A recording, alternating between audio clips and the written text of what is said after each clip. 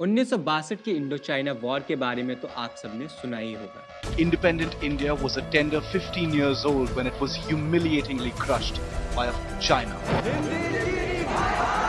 Chinese army launched a massive attack on India.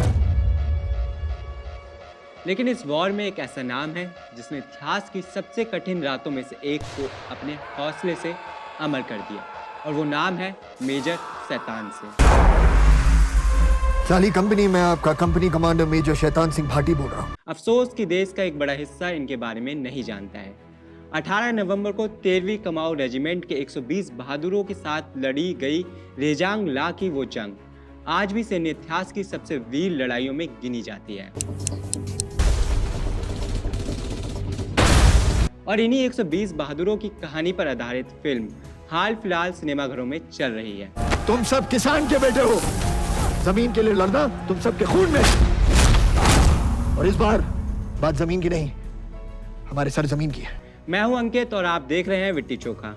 चलिए आज कहानी सुनते हैं रेजांग ला की और उन शेरदिल मेजर शैतान सिंह की जिनकी कमान में भारत ने ऐतिहासिक युद्ध लड़ा था। राजस्थान के जोधपुर जिले में एक आर्मी परिवार में जन्मे शैतान सिंह बचपन से ही जान चुके थे कि उनकी राह देश की वर्दी ही है।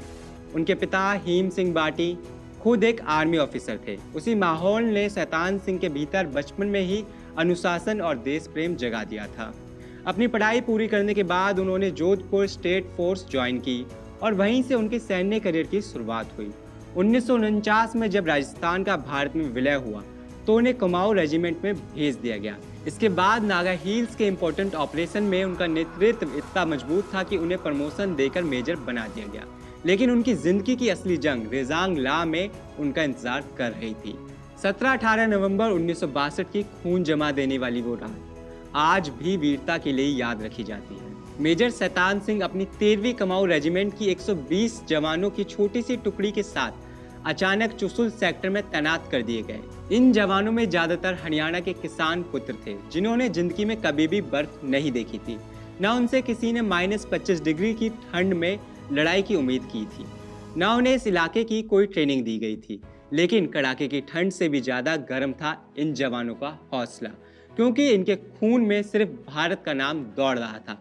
इस छोटी सी टुकड़ी को सी कंपनी नाम दिया गया और चुशुल सेक्टर की जिम्मेदारी सौंप दी गई। आधी रात करीब 3-3:30 का समय होगा, तभी अचानक पहाड़ों से गूंजती खौफनाक आवाजें आने लगी। ये चीनी टैंकों की आवाज थी जो रेजांग ला की चोटी पर चढ़ते चले आ रहे थे। 3000 चीनी सैनिकों ने 13वीं कुमाऊं की इस छोटी सी टुकड़ी को चारों तरफ से घेर लिया था। लेकिन उस अंधेरी बर्फीली रात में मेजर शैतान सिंह बिना हिले डुले, बिना डरे लगातार मोर्चे के बीच दौड़ते रहे। वो अपने जवानों का हौसला टूटने नहीं देना चाहते थे। लड़ाई भयंकर होती जा रही थी, तभी एक लोहे का बड़ा टुकड़ा आकर मेजर शैतान सिंह की बाह में धंस गया। जख्म गहरा था, खून बह रहा था, लेकिन पट्टी करवाकर वह फिर उठ खड़े हुए। वे अपने हर मोर्चे पर जाकर जवानों को संभालने लगे। कुछ ही देर बाद एक पूरा ब्रस्ट आकर उनके पेट में लगा। इस चोट ने उन्हें भीतर तक तोड़ दिया। बार बार बेहोशी छाने लगी और उसी बीच उस जंग के गवाह कैप्टन सूबेदार रामचंद्र यादव उनके पास पहुंचे। मेजर शैतान सिंह ने धीमी आवाज में कहा, पेट में दर्द हो रहा है, बेल्ट खोल दो। लेकिन जब सूबेदार ने उनकी कमीज में हाथ डाला तो उनकी आंतें बाहर आने लगी। तभी सूबेदार समझ गए अगर बेल्ट खोली तो सब कुछ बाहर आ जाएगा। उन्होंने तुरंत हाथ रोक लिया। इसी बीच मेजर ने आखिरी बार कहा कि मेरा एक कहना मान लो, बटालियन तक पहुंच जाना और बताना कि कंपनी बहुत बहादुरी से लड़ी और मैं यहीं मरना चाहता हूं। मेजर शैतान सिंह की सांसें टूट रही थीं, लेकिन उनके इरादे नहीं। वो रेजांग ला की एक चट्टान पर टिककर अंत तक लड़ते रहे और वहीं उसी बर्फीली चोटी पर अपने 120 बहादुरों की टुकड़ी का नेतृत्व करते हुए उन्होंने अपनी आखिरी सांस ली। इस युद्ध में 120 में से 114 जवान शहीद हो गए थे, लेकिन इन 120 बहादुरों ने अकेले 1600 से ज़्यादा चीनी सैनिकों को ढेर कर दिया था। इतने भारी नुकसान के बाद चीन को पीछे हटना पड़ा था। अगर ये टुकड़ी चुशुल सेक्टर में चीनी सैनिकों को ना रोकती तो परिणाम कुछ और ही होते। मेजर शैतान सिंह की इस अविश्वसनीय वीरता के लिए उन्हें मरणोपरांत भारत का सर्वोच्च वीरता पुरस्कार परमवीर चक्र दिया गया था। ये कहानी सिर्फ मेजर शैतान सिंह की बहादुरी की नहीं है, ये 120 अदम्य साहस वाले भारतीय जवानों की सामूहिक गाथा है।